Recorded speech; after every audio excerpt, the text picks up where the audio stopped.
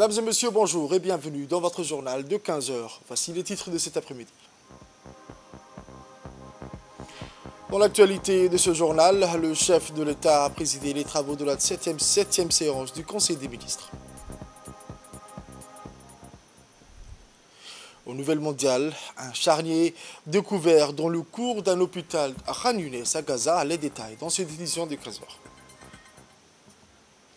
C'était les titres, mesdames et messieurs, le journal au complet à présent. Je vous le disais dans les titres, ce mardi 23 avril 2024, le chef de l'État a présidé les travaux du 7e séance du Conseil des ministres. Nombreuses questions étaient à l'ordre du jour. Le rapport avec le porte-parole du gouvernement.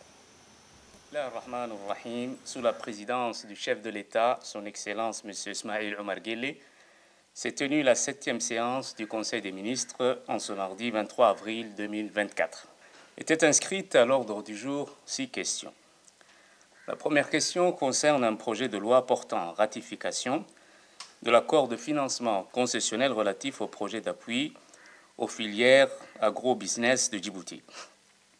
Ce projet de loi de financement d'un montant total de 2,6 milliards de francs a été signé entre la République de Djibouti et l'Association internationale de développement plus connue sous l'acronyme IDA. Il vise à concentrer les investissements sur les pôles de croissance ayant un potentiel économique plus élevé afin de maximiser l'impact des ressources rares et d'attirer les investissements privés dans l'agroalimentaire. Ce projet d'appui aux filières agroalimentaires de Djibouti se concentre en priorité sur un nombre limité de chaînes de valeur sélectionnées et en particulier les fruits et légumes, les petits ruminants, les productions d'œufs et de fourrage. Le projet soutiendra également les activités des chaînes de valeur liées à la diversification, telles que la production de miel et de dattes, l'agrotourisme et les plantes médicinales aromatiques. Le projet des filières agricoles résilientes est conçu autour des composantes suivantes. La donc structuration des producteurs agroalimentaires djiboutiens par le biais d'un cadre législatif et réglementaire adapté pour ce secteur.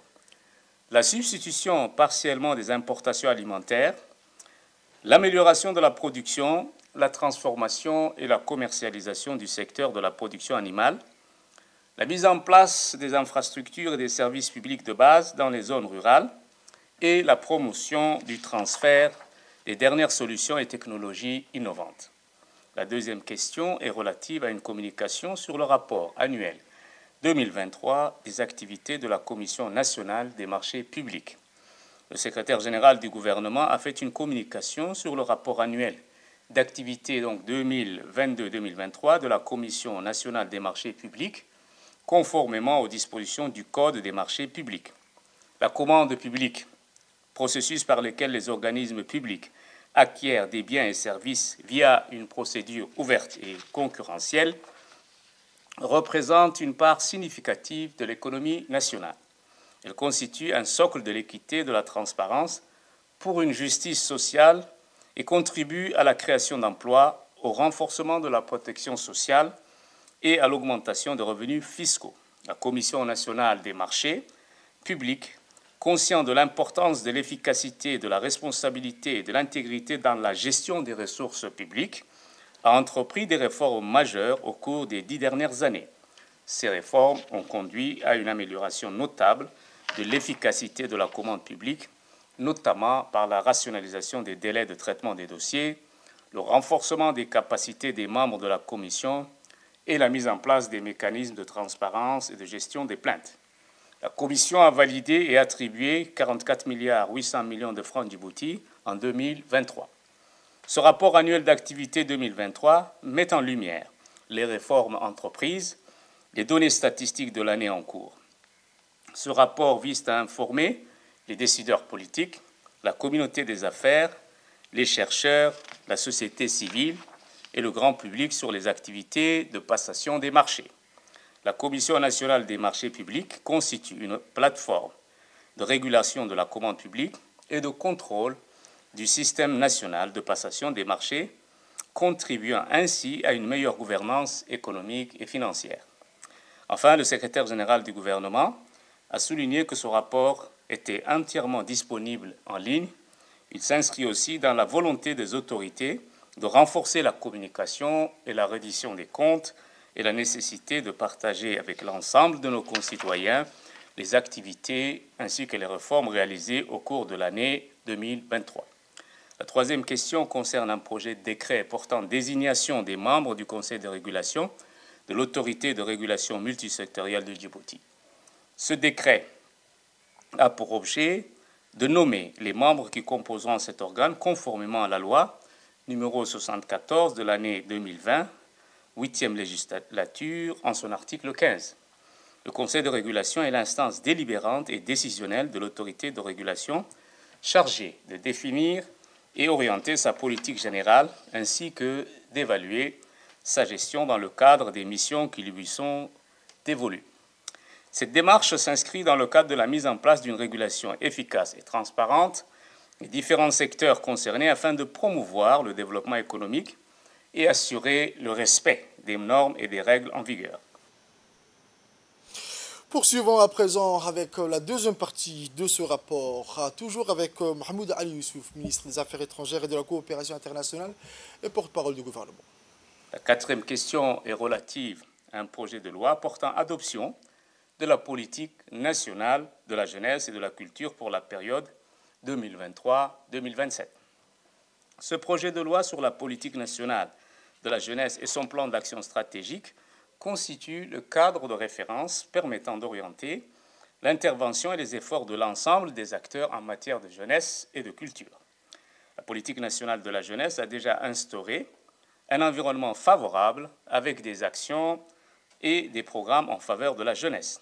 La stratégie vise à développer la formation professionnelle, l'insertion économique, la santé, la participation entière et effective à la vie sociale et politique des jeunes, afin de réduire considérablement le chômage, le sous-emploi, l'oisiveté et la précarité. Le document de politique nationale s'articule autour de 5 axes. L'insertion économique et professionnelle des jeunes, premier axe, l'insertion sociale et culturelle, deuxième axe, l'engagement socio-politique, troisième axe, la lutte contre la consommation des drogues et l'alcoolisme, quatrième axe, et le développement des volontariats des jeunes, le cinquième axe. Dans le domaine culturel, la stratégie vise à doter la jeunesse des moyens de se réapproprier son patrimoine culturel en s'appuyant sur l'éducation formelle et informelle, l'apprentissage des langues nationales, l'étude des productions orales et primaires jusqu'à l'université. La sauvegarde de ce riche patrimoine, en plus des sites historiques et archéologiques, font partie des objectifs poursuivis. Ce projet de loi propose un dispositif institutionnel de mise en œuvre accompagné d'un plan opérationnel. La présente politique nationale tire son inspiration de la vision Djibouti 2035. La cinquième question concerne un projet de décret portant organisation et fonctionnement des polycliniques de santé. Le présent projet de décret fixe l'organisation et le fonctionnement des polycliniques de santé. Ces polycliniques constituent un niveau intermédiaire dans la pyramide sanitaire et proposent des gammes de services de soins spécialisés en milieu urbain et périurbain aux populations afin de permettre le désengorgement et supprimer les goulots d'étranglement au niveau du centre hospitalier universitaire de Djibouti. Les polycliniques jouent un rôle essentiel dans la coordination des soins, la prévention, le diagnostic et le traitement des patients, contribuant ainsi à améliorer l'accessibilité et la qualité des services de santé. Enfin, la mise en place de ces structures permettra d'améliorer notre système de santé et d'assurer un meilleur état de santé et de bien-être pour chaque individu dans notre pays. La sixième question est relative à un projet d'arrêté fixant les modalités de création, d'organisation et de fonctionnement des comités techniques de normalisation conformément à l'article 24 du décret numéro 2022-092, présidence, du 4 mai 2022. Les comités techniques de normalisation sont des organes essentiels chargés de coordonner les activités de normalisation dans un domaine ou un secteur d'activité spécifique. Ce projet d'arrêté présenté par le ministère du Commerce vise donc à encadrer la création des comités techniques de normalisation en énonçant notamment les procédures de création et les règles à suivre en ce qui concerne l'organisation et le fonctionnement de ces comités. Il s'agit d'établir des lignes directrices claires pour garantir l'efficacité et la cohérence des activités de normalisation menées par les comités. Dans l'actualité nationale encore, lors de sa visite à Abidjan, le ministre Mostafa Mohamed Mahmoud a eu l'opportunité de découvrir de près les structures relevant du ministère de l'enseignement technique, de la formation professionnelle et de l'apprentissage de la Côte d'Ivoire. Parmi ces structures, deux institutions ont particulièrement retenu son attention. L'Institut pédagogique national de l'enseignement technique et professionnel et le lycée technique d'Abidjan. L'Institut pédagogique national de l'enseignement technique et professionnel d'Abidjan occupe une place centrale dans la formation des formateurs et des apprenants. Son rôle primordial est de garantir une formation initiale et continue de qualité pour les enseignants et les formateurs de formateurs. En outre, le ministre Mostafa Mohamed Mahmoud a également visité le lycée technique Abidjan, une institution d'enseignement technique reconnue pour sa diversité de filières et son expertise dans la formation professionnelle. Le lycée technique d'Abidjan s'efforce également de maintenir des liens étroits avec les acteurs industriels. Ensemble, l'Institut pédagogique national de l'enseignement technique et professionnel et le lycée technique d'Abidjan jouent un rôle crucial dans le système éducatif ivoirien en formant efficacement les formateurs et les apprenants. La visite du ministre Mostafa Mohamed Mahmoud et à ces établissements a renforcé sa conviction quant à l'importance de promouvoir des partenariats similaires entre Djibouti et la Côte d'Ivoire dans le domaine de l'enseignement technique et de la formation professionnelle.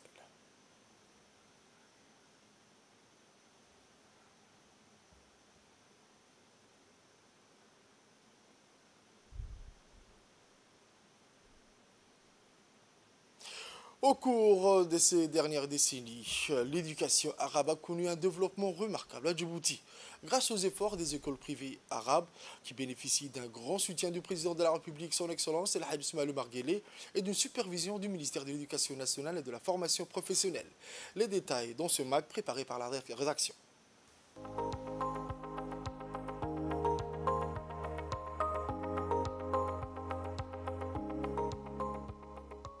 Le nombre de ces locuteurs dépasse les 550 millions de personnes dans le monde, dont environ 300 millions sont des locuteurs natifs et environ 250 millions le prennent comme deuxième langue et se classent donc presque aux deuxième place des langues mondiales en nombre de locuteurs après l'anglais. C'est aussi la langue de la religion pour plus de 2 milliards de musulmans répartis dans le monde. Il s'agit de l'arabe, la langue du Saint-Coran, que les musulmans ont toujours chérie tout au long de l'histoire, que ce soit en termes de l'enseigner ou de la diffuser à travers les horizons. Ainsi, elle occupe toujours une place importante dans la vie des musulmans.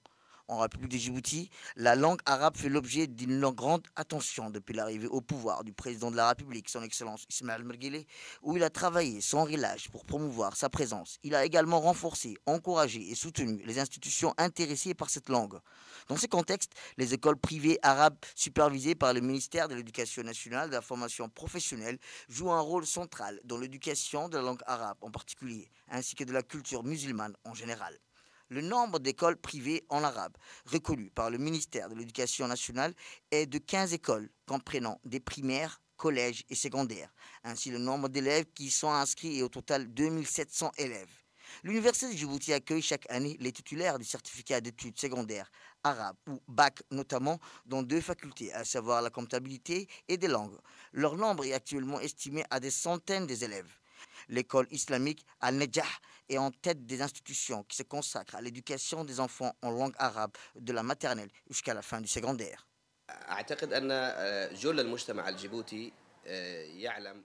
La fondation de l'école islamique Al-Najah remonte à l'année 1931, c'est-à-dire à l'époque coloniale, ce qui en fait la première école privée en arabe à Djibouti.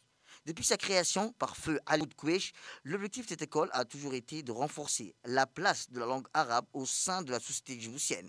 Au cours de cette dernière décennie, l'école a joué un rôle tangible dans l'enseignement de la langue arabe et a un diplôme à un nombre énorme. J'ai saisi cette opportunité pour saluer les efforts déployés par le fondateur. Ainsi, je tiens à remercier le leadership politique de Djibouti pour son grand intérêt pour cette langue. Ainsi, je salue le ministère de l'Éducation nationale et de la formation professionnelle dans le but d'assurer une éducation de qualité pour toutes et de développer des méthodes et un environnement d'apprentissage centré sur l'élève.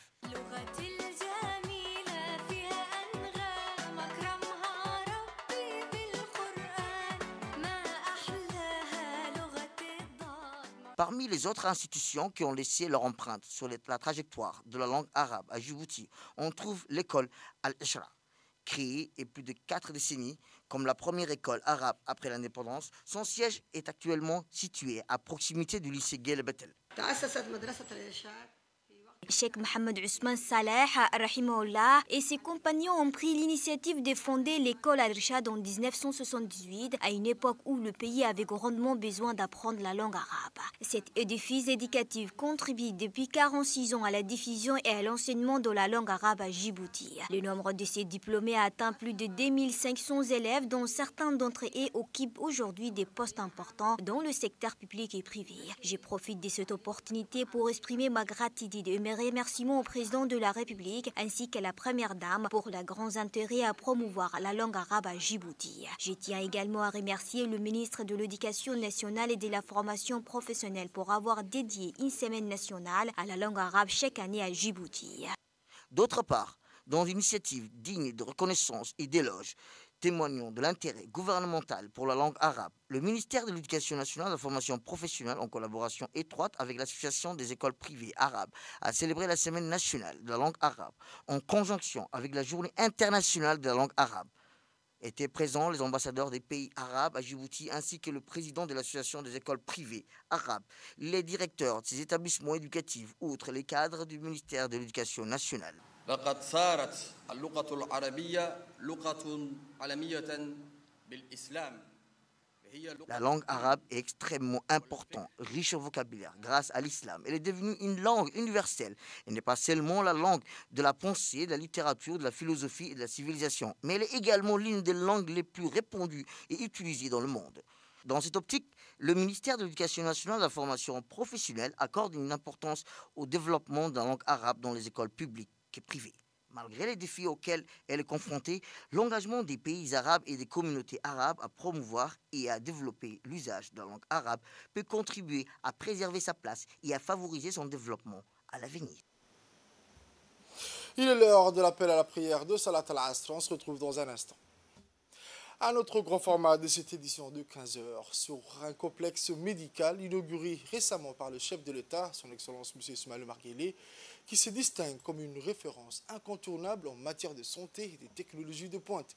Équipé des dernières avancées médicales et soutenu par un personnel dévoué, il incarne l'excellence médicale dans le pays. Cet édifice flambant neuf offre un cadre agréable et fonctionnel avec 9 médecins généralistes assurant les consultations et les gardes aux urgences. Voici un autre mag de la rédaction. Les artères dynamiques de la ville émerge un bastion de soins et d'innovation. Le quartier général de la police nationale abritant une institution à la mission cruciale. Cet établissement, dédié à répondre aux besoins de santé des policiers et de leurs familles, tout en contribuant au système de santé national, n'est autre que l'hôpital de la police nationale. Inauguré récemment par le chef de l'État, M. Ismaïl Omar Guelleh, ce complexe médical se distingue comme une référence incontournable en matière de santé et de technologie de pointe. Équipé des dernières avancées médicales et soutenu par un personnel dévoué, il incarne l'excellence médicale dans le pays. Cet édifice flambant neuf offre un cadre agréable et fonctionnel avec 9 médecins généralistes assurant les consultations et les gardes aux urgences. Leur engagement dépasse les frontières urbaines, intervenant dans les zones reculées du pays ainsi que dans les opérations de maintien de la paix sous l'égide de l'Union africaine et des Nations unies. Doté de 21 spécialistes répartis sur le territoire national dans toutes les branches de la médecine et avec 4 autres en cours de formation, l'hôpital de la police nationale garantit une prise en charge complète, y compris dans le domaine chirurgical.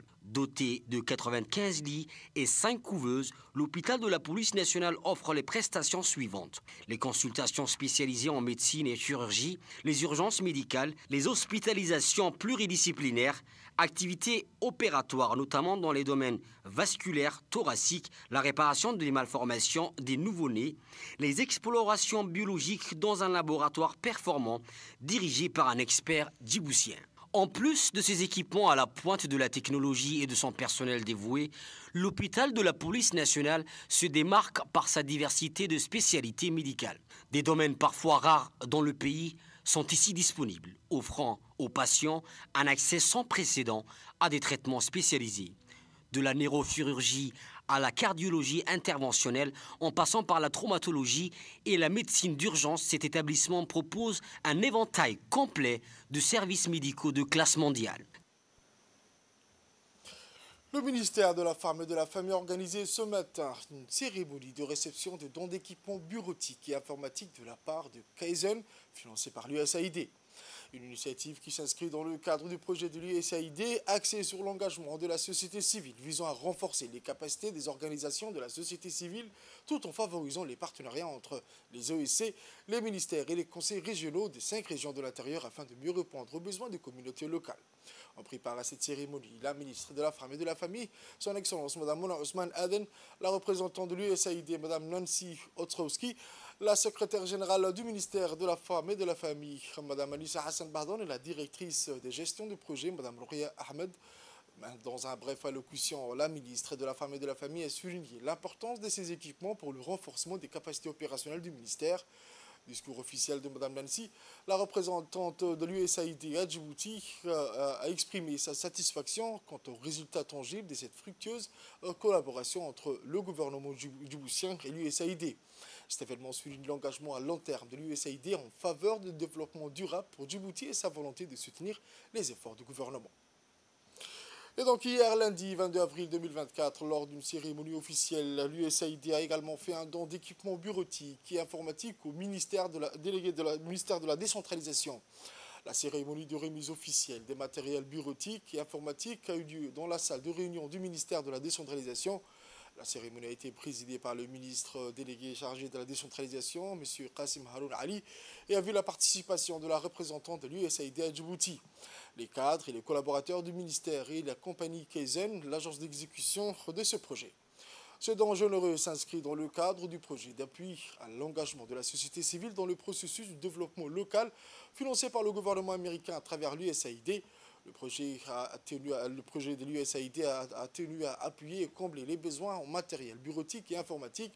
Cette remise d'équipement fait partie d'une initiative plus large visant à renforcer la décentralisation.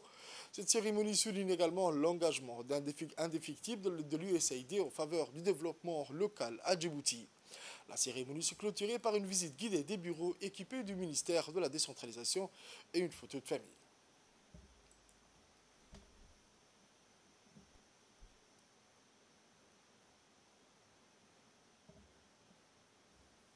Réunis aujourd'hui pour la cérémonie de remise officielle des matériels et d'équipements bureautiques pour le ministère délégué chargé de la décentralisation. Cette donation s'inscrit dans le cadre du projet d'appui à l'engagement de la société civile dans le processus du développement local. Ce projet est financé par le gouvernement américain à travers l'USAID à autour de 10 millions de dollars jusqu'en 2025. Le ministère délégué chargé de la décentralisation tient une place capitale et stratégique dans le rapprochement des services publics au sein de la communauté rurale djiboutienne. On écoute ensuite les impressions du ministre délégué chargé de la décentralisation, son Excellence, M. Qassim Haroun Ali. C'est avec un immense plaisir que je voudrais vous souhaiter d'abord la bienvenue au ministère délégué de la décentralisation et vous remercier par la même occasion pour votre appui et votre constante collaboration en mon département. Comme vous le savez, le ministère délégué chargé de la décentralisation a pour mission de consolider la politique de la décentralisation au niveau national, surtout au niveau régional. Le ministère appuie constamment les conseils régionaux ainsi que les comités locaux de développement dans les processus de développement local. Ceci dit, le projet d'appui à l'engagement de la société civile financé par l'USAID et mis en œuvre par la compagnie Kaizen rejoint cette volonté politique nationale. Permettez-moi d'adresser mes remerciements à la représentante de l'USAID, Mme Nancy Ostrowski, pour cet appui, mais aussi plus globalement exprimer ma gratitude à l'endroit de l'USAID pour les efforts divers et variés déployés en faveur de notre pays dans le cadre d'un partenariat basé sur une vision engagée. À titre de rappel, cette vision commune s'est concrétisée avec les actions engagées dans le cadre du présent projet d'appui à l'engagement de la société civile dans le processus de développement local. Ce projet a permis d'outiller les régions, les conseils régionaux, ainsi que les ministères par l'acquisition de matériel bureautique et informatique. Nul doute que ces différents matériels permettront de rendre plus efficaces les missions du ministère et des conseils régionaux. Je rappelle que ce projet est parfaitement en phase avec le plan national de développement de Djibouti et Djibouti ici, qui s'intègre dans la stratégie d'avenir définie par le président de la République, son Excellence, c'est le président Ismaïl Omar Guelleh, à travers le cadre de la vision 2035. Le plan national donne une priorité à l'inclusion sociale, la participation citoyenne et la réforme institutionnelle pour une meilleure gouvernance.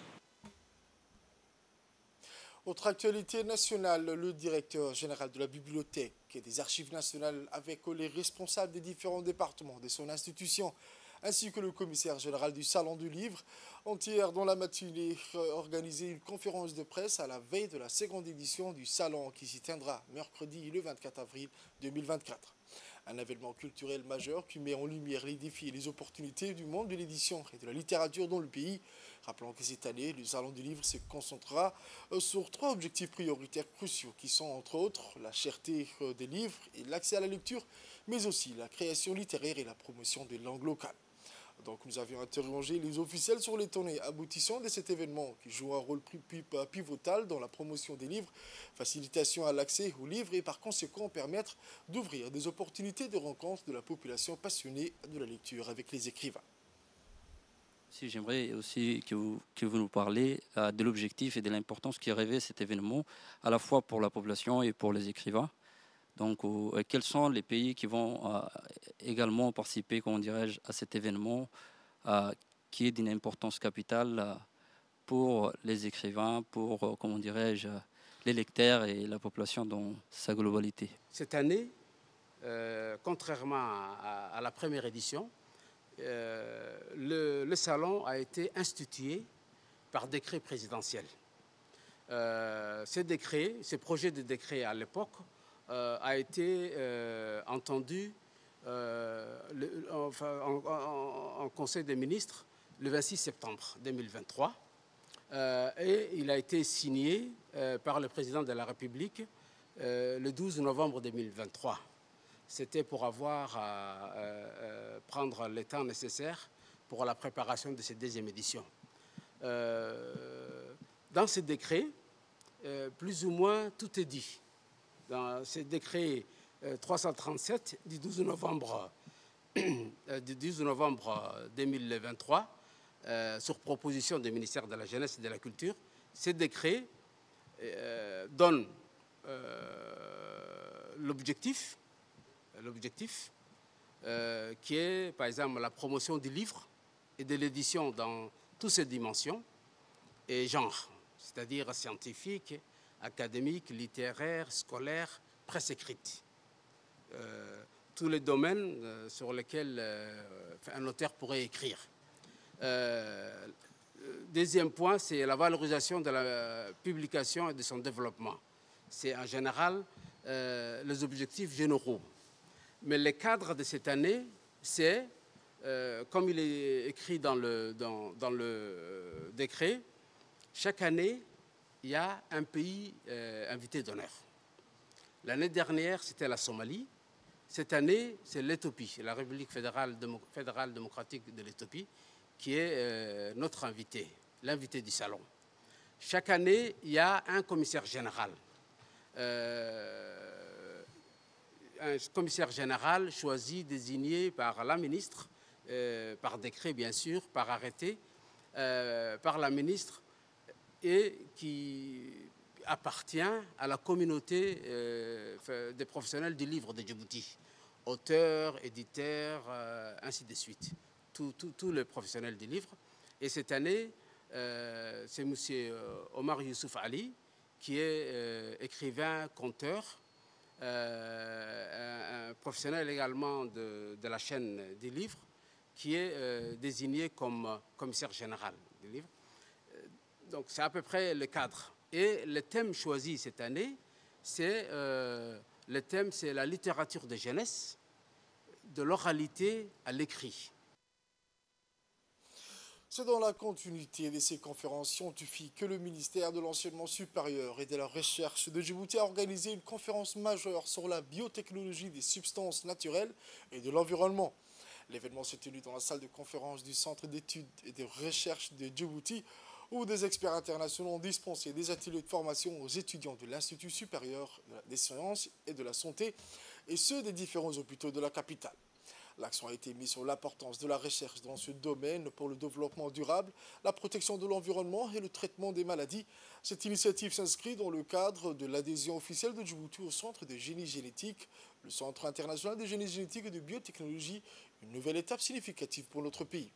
La collaboration avec le Centre international de génie génétique et de biotechnologie promet d'apporter des avantages considérables dans les domaines de la biotechnologie, du traitement des maladies et de la protection des espèces. La conférence, qui couvre diverses thématiques scientifiques, se déroulera jusqu'au 24 avril, offrant aux participants une mine de connaissances et d'échanges précieux.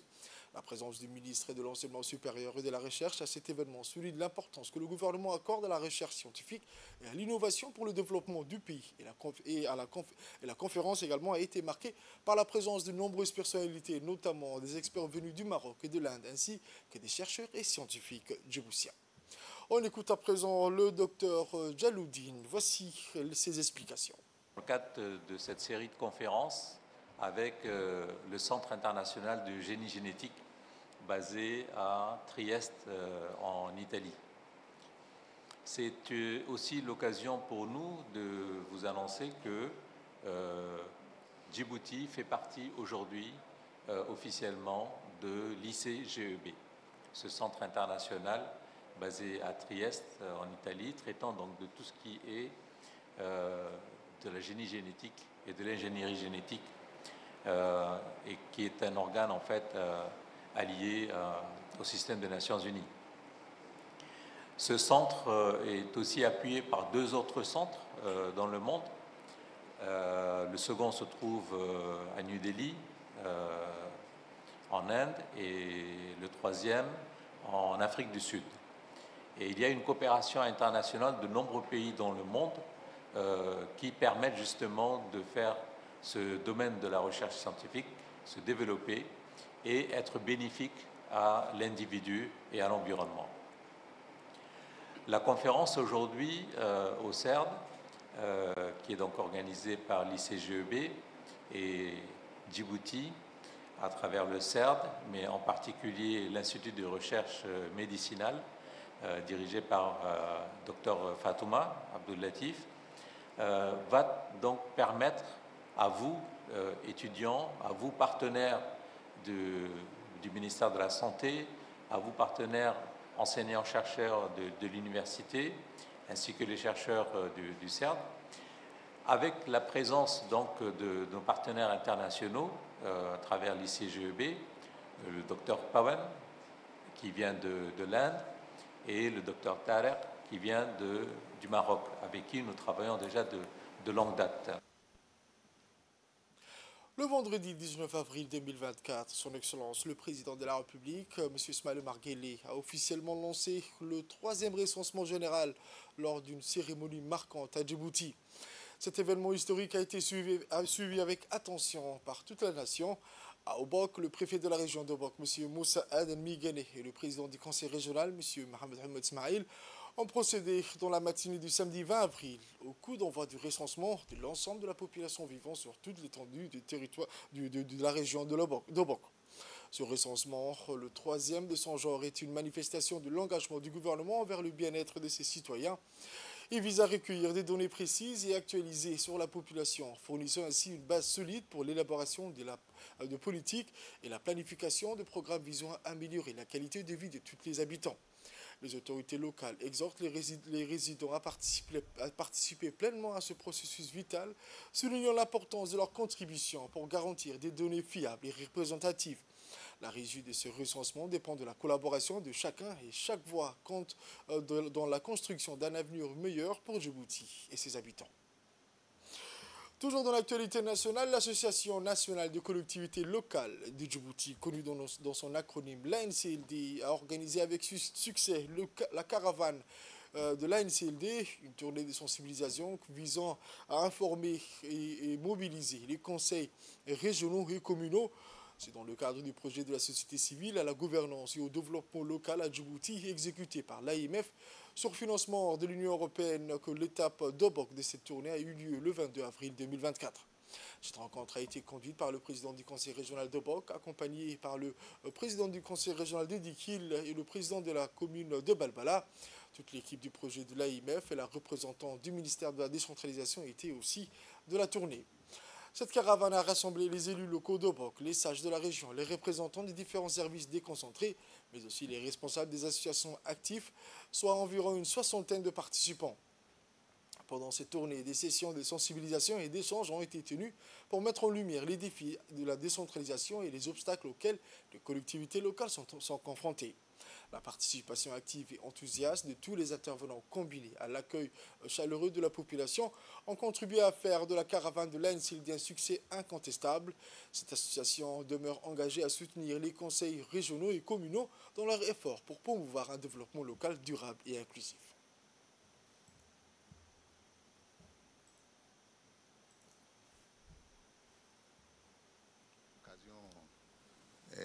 Cela a été rappelé. Nous sommes là avec la NCLD pour plus d'informations, pour plus de sensibilisation sur le rôle, l'importance de l'Association nationale des collectivités locales en tant que fêtière et promotrice à côté de tout le système de soutien de la décentralisation pour faire avancer le processus. C'est une rencontre avec les services déconcentrés, les élus, la société civile. En termes de rencontre aussi, c'est une occasion de dialogue avec l'association. C'est vrai qu'on va dire ce que fait l'association, ce qu'a fait l'association, mais en retour, c'est bien aussi que l'on ait vos commentaires, vos questions, qu'est-ce qu'il faut pour que l'association puisse aller plus de l'avant. C'est une rencontre du donner, du recevoir. Donc, l'AIMF est à côté de la NCLD depuis 2018. Aux nouvelles mondiales à présent, je vous le disais dans le titre, le service de défense civile de la bande de Gaza a fait savoir ce lundi que le nombre de corps découverts dans une fosse commune du complexe médical Nasser de la ville de Khan Younes s'élevait à 283. Ce bilan a été revu à la hausse après la récupération de 73 martyrs de la fosse commune, selon un communiqué de la défense civile. La défense civile de Gaza a annoncé samedi dernier la découverte d'une fosse commune civile dans l'hôpital à Khan Younes et la récupération de 50 corps de différents groupes et âges qui avaient été réunis par les forces israéliennes et enterrés collectivement. Le 7 avril, l'armée israélienne a annoncé son retrait de Khan Younes, 4 mois après le début de l'opération terrestre visant à récupérer les prisonniers israéliens détenus par le Hamas, mais elle a quitté la ville sans atteindre ses objectifs. Depuis le 7 octobre dernier, Israël mène une offensive militaire meurtrière contre Gaza qui a fait plus de 110 000 victimes entre morts et blessés, dont la plupart sont des femmes et des enfants, sans compter le chiffre d'au moins 7 000 disparus. L'armée israélienne a causé d'énormes destructions, une famine qui a coûté la vie à des enfants et des personnes âgées, selon les sources palestiniennes et onusiennes. Israël poursuit sa guerre contre Gaza malgré l'adoption d'une résolution d'un cessez-le-feu immédiat par le Conseil de sécurité de l'ONU. Et malgré la comparution de l'État hébreu dans la Cour internationale de la justice pour des accusations de génocide. C'est tout pour ce journal de 15h, mesdames et messieurs. Merci à vous de l'avoir suivi et restez avec nous pour la suite du programme sur Télé Djibouti.